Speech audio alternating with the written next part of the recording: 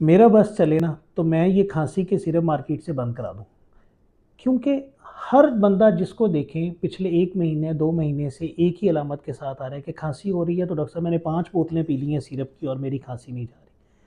हर बीमारी अपनी एक अलामत शो करती है। सांस अगर क्लियर नहीं हो रहा तो बॉडी कफ करती है कि मैं इसको क्लियर करूं। उसकी बेशतर वजूहत हैं, जिसके अंदर pneumonia, TB, asthma, allergy, COPD, इतनी बीमारियां हैं जो सिर्फ कफ के साथ प्रेजेंट करती हैं, जिसको कोई पल्मोनोलॉजिस्ट अच्छा चेकअप करके आइडेंटिफाई कर सकता है। खांसी को ख़त्म करना इलाज नहीं। खांसी तो आपकी दोस्त है, वो आपको बताती है कि अंदर क्या प्रॉब्लम हो रहा है।